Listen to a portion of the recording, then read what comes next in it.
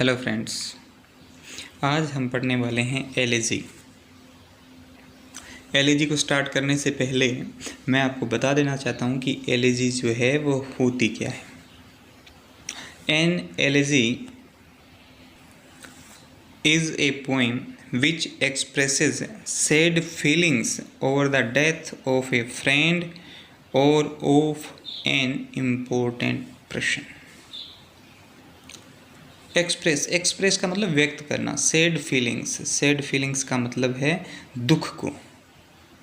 Over the death of a friend, एक मित्र की मृत्यु पर, और ऑफ एन इम्पोर्टेंट पर्सन, या किसी महान व्यक्ति की मृत्यु के ऊपर अपने दुख को व्यक्त करना क्या कहलाता है? एलिजी कहलाता है। या फिर हम यूं कहें, elegy lament for the death of a friend, एक मित्र की मृत्यु पर विलाप है। अगर हम हमारी वर्तमान एलिजी की बात करें, an elegy on the death of a mad dog, तो ये एलिजी का मॉडिफाइड वर्जन है।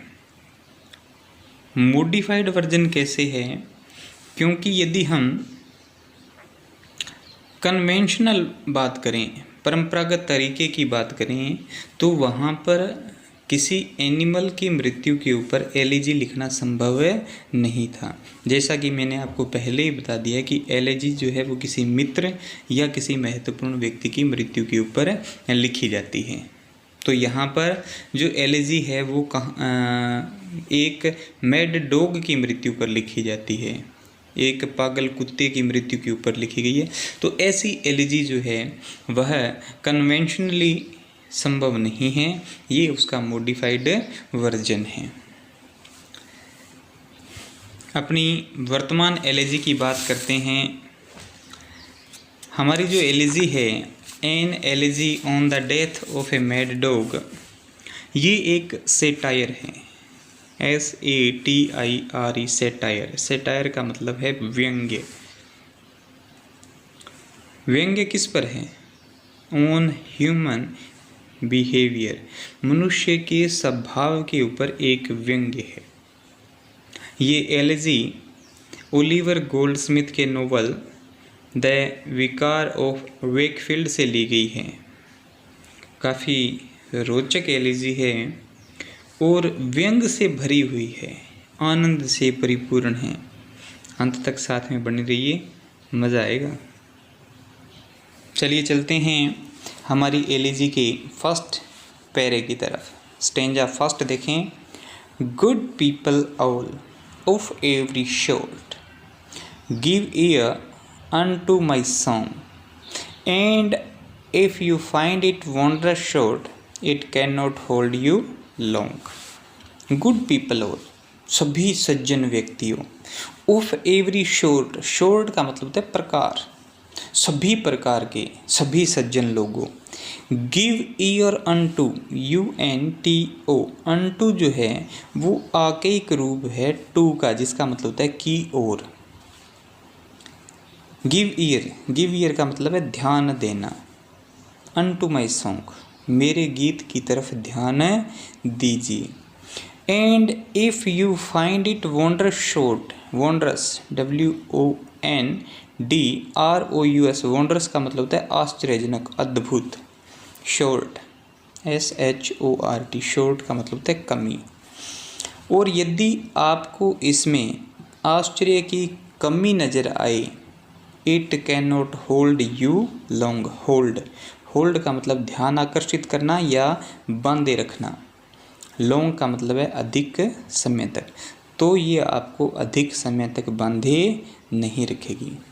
यानी चाहे आपको ये आश्चर्यजनक ना लगे, फिर भी सभी सज्जन लोगों और सभी प्रकार के सज्जन लोगों, मेरी कविता की तरफ थोड़ा ध्यान दीजिए। चलते हैं स्टेंजा सेकंड की तरफ। In Islington there was a man. In Islington England का एक शहर है जहाँ पर ओलिवर गोल्डस्मिथ जो है वो कुछ समय तक रहे थे। देयर वॉज ए मैन, वहाँ पर एक आदमी था, ऑफ whom, WHOM, whom मतलब जिसके बारे में, द वर्ल्ड माइट से, संसार जो है वो कह सकता था, क्या कह सकता था, that still a godly race he ran, godly race, धार्मिक सिद्धांतों के आधार पर नैतिक जीवन व्यतीत करना। Whenever he went to pray, संसार ये कह सकता था कि वह धार्मिक सिद्धांतों के आधार पर नैतिक जीवन व्यतीत करता था, लेकिन वो जीवन जो था, नैतिक जीवन जो था, वो वहीं तक सीमित था जहाँ तक कि वो प्रार्थना करने जाता था। तो सैटायर है वो स्टार्ट हो चुका है कि धार्मिक सज्जन आदमी है, लेकिन सज्जन कितनी देर तक है, जब तक वो प्रार्थना करने के लिए जाता है। चलिए स्टेंजा थर्ड की तरफ।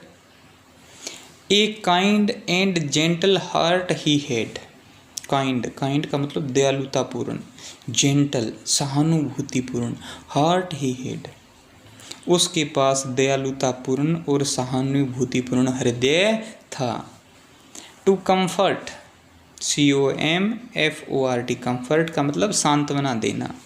फ्रेंड्स एंड फोज, फ्रेंड्स मतलब मित्र, फोज का मतलब होता है शत्रु, जो मित्रों और शत्रुओं को सांत्वना प्रदान करने वाला था, सांत्वना देता था। सांत्वना तो आप जानती हो, बातों से किसी को रिलीफ देना। The naked, THE, the naked, NAKED, the naked, यहाँ पर जैसा आप लोगों ने पढ़ा होगा, द रीच, द पुअर, यानी संपूर्ण जाति के बारे में बताया जाता है। तो द नेक्ड यहाँ पर संपूर्ण जाति, कौन सी जाति, जो लोग नंगे हैं, जो वस्त्र विहीन हैं। The naked every day he clad, clad, CLAD, clad, clad यहाँ पर वस्त्र पहनाना, ये क्लोथ की आर्कैइक फॉर्म है। आर्कैइक फॉर्म वहाँ प्रयोग की जाती है जब आपको कोई ओल्ड फैशन्ड लुक देना हो अपनी पोइम को। When he put on his clothes, clothes का मतलब है पोशाक, पुट ऑन का मतलब पहनना, कि जब कभी भी वो कपड़े पहनता तो उसे यूँ लगता था कि वह इस संसार के नंगे लोगों को वस्त्र पहना रहा है। इमेजिन, कल्पना करता है, उसे कपड़े खुद पहनता है और उसे यूँ लग रहा है कि इस संसार के जो नंगे लोग हैं उनको वो वस्त्र पहना रहा है। देखिए कितना स्टीक सैटायर किया है, व्यंग्य किया है। चलते हैं पैसेज 4 की तरफ। And in that town a dog was found, और उसी शहर में, कौन से शहर में, इस्लिंगटन के अंदर, ए डॉग वॉज फाउंड, एक कुत्ता भी था। As many dogs there be, जैसे कि वहाँ पर अनेक कुत्ते थे। कौन से कुत्ते थे वहाँ, बोथ मोंग्रल, मोंग्रल वर्ण शंकर, मिश्रित नस्ल के कुत्ते, जिनकी कोई विशेष प्रजाति नहीं होती, जो दो प्रजातियों को मिला करके बनाया जाता है, मोंग्रल, मिश्रित वर्ण शंकर। पप्पी, वेल्प एंड हाउंड, पप्पी पिल्ले को कहते हैं और वेल्प, वेल्प भी पिल्ले को कहते हैं, लेकिन दोनों में थोड़ा सा फ़र्क है, स्लाइट सा। पप्पी जो होते हैं वो थोड़े से क्यूट होते हैं, सुंदर से होते हैं, और वेल्प जो होते हैं, जो हम गलियों के अंदर आम खास देखते होते हैं, जो इतने अच्छे नहीं होते, उनको वेल्प कहते हैं। एंड हाउंड, हाउंड का मतलब शिकारी कुत्ते। एंड कर्ज ऑफ लो डिग्री, कर्ज का मतलब आक्रामक, आक्रमण करने वाले, of low degree, low degree का मतलब निम्न नस्ल के, वर्ण शंकर नस्ल के। तो वहाँ पर मिश्रित नस्ल के पिल्ले, थोड़े सुंदर पिल्ले या थोड़े से अलग प्रकार के, वर्ण शंकर प्रकार के शिकारी कुत्ते और आक्रामक कुत्ते पाए जाते थे। देखते हैं stanza next. This dog and man at first व फ्रेंड्स, ये कुत्ता और आदमी जो था, कौन सा, जो इस्लिंगटन के अंदर था, सज्जन आदमी जिसकी हम बात कर रहे थे, जो खुद कपड़े पहनता है तो उसे यूँ लगता है कि उसने संसार के सब नंगों को कपड़े पहना दिए। उस आदमी की बात कर रही हैं। 8 फर्स्ट वर फ्रेंड्स, वो शुरू के अंदर मित्र थे। But when a pique began, pique PIQUE, pique का मतलब होता है व्यक्तिगत लड़ाई, क्रोध, रोष, बिगन। लेकिन जब उनका व्यक्तिगत झगड़ा शुरू हुआ, the dog to gain his private ends, to gain का मतलब होता है प्राप्त करना, प्राइवेट एंड्स का मतलब है निजी उद्देश्यों को। Went mad and bit the man, bit BITE, bite की सेकंड फॉर्म है। बिट का मतलब काटना। कि ये कुत्ता और आदमी पहले तो मित्र थे, लेकिन बाद में जब इनका झगड़ा हुआ तो कुत्ता जो है वो अपने निजी उद्देश्यों को प्राप्त करने के लिए पागल हो गया। निजी उद्देश्यों को, उसके कुछ एम्स थे, उद्देश्य थे, उनको प्राप्त करने के लिए वो पागल हो गया। एंड बिट द मैन, और उसने उस सज्जन आदमी को काट लिया। फिर क्या होता है देखें आगे। Around from all the neighbouring states, neighbouring का मतलब पड़ोस की। The wondering neighbours ran, wondering मतलब आश्चर्य से भरे हुए, नेबर्स पड़ोसी, और अड़ोस पड़ोस की गलियों से आश्चर्यचकित पड़ोसी थे, वे दौड़ करके आए। And swore, SWORE, swore, swore का मतलब वैसे तो शपथ होता है, स्वेर से बना हुआ है ये, लेकिन यहाँ पर है टू यूज़ बैड लैंग्वेज और र्यूड लैंग्वेज, या कोसना, गाली निकालना। स्वोर का मतलब कोसना। The dog had lost his wits, और वो पड़ोसी आकर के क्या कहते हैं, उस कुत्ते को कोसने लगते हैं, गालियां निकालने लगते हैं कि इसका तो दिमाग खराब हो गया, इसकी तो बुद्धि क्या हो गई, खत्म हो गई। विट्स का मतलब बुद्धि। To bite so good man, bite bit की ये रूट फॉर्म है, बाइट BITE, बाइट का मतलब काटना। To bite so good man, कि इतने सज्जन आदमी को, इतने भले आदमी को काट लिया। The wound it seems both so and sad, wound WOUND, wound का मतलब होता है घाव, सीम्स का मतलब प्रतीत होना, दिखना, बोथ, सोर SORE, सोर का मतलब होता है संक्रमण से लाल हो जाना, पीड़ा युक्त हो जाना, एंड सैड का मतलब दुखद, दुखने वाला।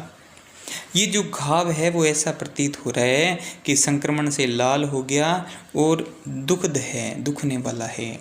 To every Christian eye, Christian वैसे तो ईसाइयों के लिए आता है, लेकिन यहाँ क्रिश्चियन आइज का मतलब है धार्मिक व्यक्ति। प्रत्येक धार्मिक व्यक्ति को ऐसा लग रहा था कि ये जो घाव है वो संक्रमण से लाल है और दुखद है। And while they swore the dog was made, swore SWORE, swore, swore यहाँ स्वोर का मतलब है घोषणा करना, और उन्होंने ये घोषणा कर दी कि कुत्ता जो है वह पागल हो गया था। They swore the man would die, और फिर उन्होंने दूसरी घोषणा कर दी। क्या घोषणा की कि ये आदमी जो है, ये भला मानुस जो है, सज्जन आदमी जो है, वह निश्चय क्या हो जाएगा, मर जाएगा। अमूमन सी बात है, जब पागल कुत्ता काटता है तो लोगों की धारणा यही होती है कि आदमी बेचारा मर जाएगा, और ये तो बहुत ही सज्जन आदमी है, इसका तो हृदय ही ऐसा है कि लोगों को सांत्वना प्रदान करता है। चलते हैं लास्ट स्टैंजे की तरफ। But soon a wonder came to light, wonder WONDER, wonder, wonder का मतलब है आश्चर्य। केम टू लाइट का मतलब है घटित हुई, और जल्द ही एक आश्चर्य घटित हुआ। क्या घटित होता है, देट शोड द रोग दे लाइट, रोग ROGUES, रोग। अभी तक हमने जिनको गुड पीपल कहा, क्रिश्चियन आई कहा, अब उनको हम कह रहे हैं द रोग, द रोग्स, यानी कि घटिया व्यक्ति, दुराचारी, दुष्ट। दे लाइड, LIED, लाइड का मतलब झूठ बोलना। The man recovered of the bite, recovered, recovered का मतलब ठीक हो जाना, ऑफ द बाइट, बाइट का मतलब काटने से। और कहते हैं अचानक ही एक आश्चर्य घटित हुआ और जिसने सिद्ध कर दिया कि ये दुराचारी, ये दुष्ट लोग जो हैं वो झूठ बोल रहे थे। क्या हुआ ऐसा? The man recovered of the bite, कि काटने से आदमी जो है वह ठीक हो गया, यानी आदमी मरा नहीं बल्कि क्या हो गया? स्वस्थ हो गया। The dog it was that diet, ये कुत्ता था जो मर गया, यानी आदमी तो ठीक हो गया और कुत्ता मर गया। यानी सारे सज्जन लोग थे वो झूठ बोल रहे थे, इसीलिए लास्ट में उनको क्या कहा है? द रोग्स, दुराचारी, दुष्ट लोग कहा है। तो आप देखते हैं कि कितना शानदार, कितना सटीक सैटायर किया है, व्यंग्य किया है कि जब सारे लोग ये कह रहे थे भी आदमी तो मरेगा मरेगा, लेकिन आदमी नहीं मरा, आदमी तो ठीक हो गया और बेचारा कुत्ता है वो मर गया। अब चलते हैं इस पोएम की थीम। जैसा कि हमने पूरी पोएम को पढ़ा है, हमारे दिमाग में भी आ गई है, तो इसकी जो थीम है वो है the man under the mask of innocence. Innocence मासूमियत, मास्क MAS के, मास्क कहते हैं नकाब को, चेहरे को, कि आदमी जो मासूमियत का नकाब ओढ़े हुए हैं, proves fatal to the innocent animal. Proves, proves का मतलब सिद्ध हो जाना, फेटल FATAL, फेटल का मतलब घातक, वो घातक सिद्ध होते हैं किसके लिए? इनोसेंट एनिमल के लिए, मासूम जानवरों के लिए। तो वास्तव में मासूम तो जानवर होते हैं, इंसान तो मासूमियत का नकाब ओढ़े हुए हैं, वास्तव में वो बड़े घातक होते हैं, चालाक होते हैं। तो ये थी हमारी elegy. Hope you are enjoying. Bye.